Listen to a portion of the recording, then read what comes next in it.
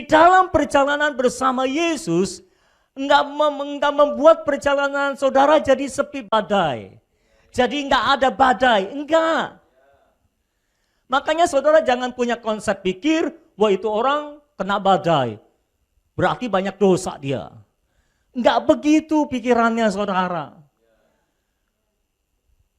Konsep pikir bahwa kalau orang banyak kena badai, banyak artinya banyak dosa, itu adalah konsep umum, dan masalahnya adalah di dalam Tuhan seringkali ada kasus-kasus khusus.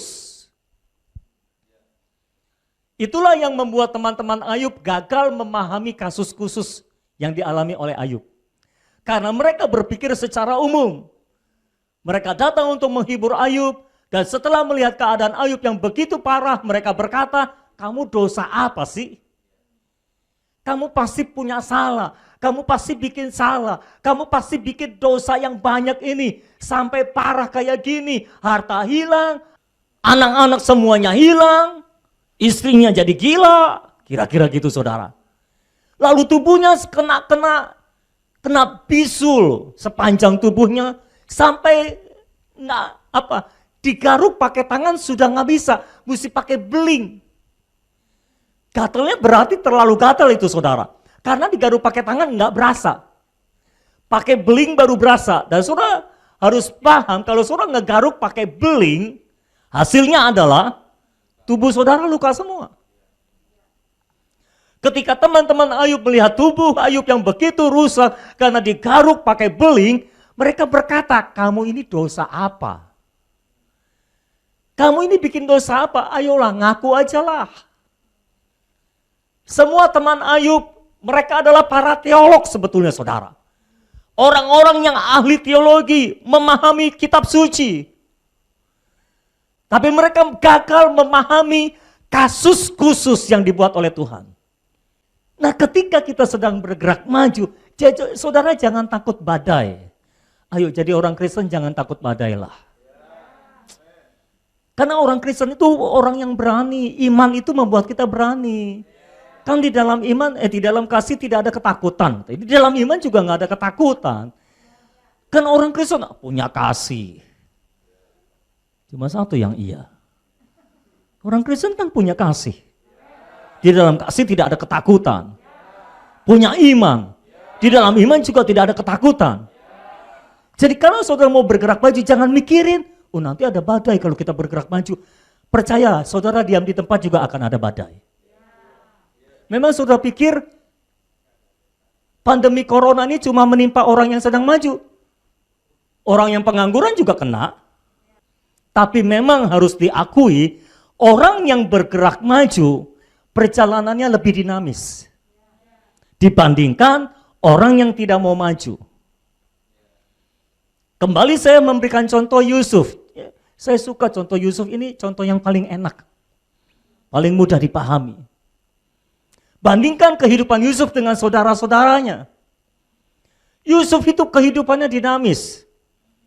Habis pakai jubah maha indah, habis tiup lilin kue ulang tahun, masukin sumur.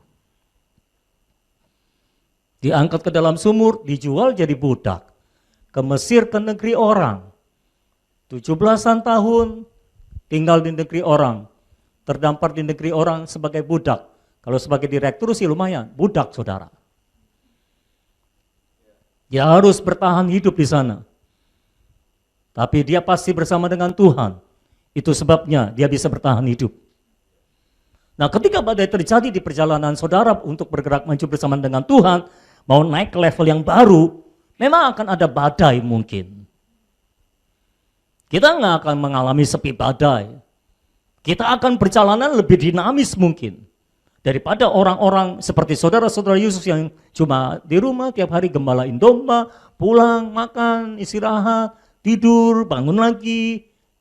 Kurang dinamis, tapi Yusuf dinamis. Sudah naik-naik, masuk penjara lagi saudara. Ada banyak badai dalam kehidupan Yusuf. Tetapi badai selalu membuat Yusuf lebih maju lagi. Nah ketika badai terjadi, itu air masuk ke dalam perahu. Nah seringkali saudara jangan Jangan salah lihat. Kalau air masuk ke dalam perahu, saudara harus bisa bedakan antara ini karena badai atau karena perahunya bocor. Air di dalam perahu belum tentu karena perahu bocor, bisa terjadi karena badai, airnya masuk ke dalam perahu. Perahunya nggak mungkin bocor. Kenapa saya bilang nggak mungkin bocor? Yesus ada di situ. Percayalah, perahu kehidupan saudara tidak akan mungkin bocor selama saudara berjalan bersama dengan Tuhan. Yang membuat perahumu bocor adalah kalau engkau tidak bersama dengan Tuhan. Pertanyaannya sekarang adalah, apakah Yesus bersamamu? Apakah engkau bersama Yesus? Atau engkau terlepas dari Yesus? Sebetulnya ada perahu-perahu yang lain yang mengikuti perahu Yesus. Tapi permasalahannya, Yesus tidak ada dalam perahu itu. Kita tidak tahu bagaimana nasib perahu yang lain, karena peran utamanya di sini, jadi disorotnya cuma di sini. Tapi Yesus ada di dalam perahu ini. Pastikan saja Yesus ada bersamamu. Udahlah, nggak mau tahu apapun yang terjadi, nggak mau tahu apapun kata orang, pokoknya pastikan saja Yesus masih bersamamu.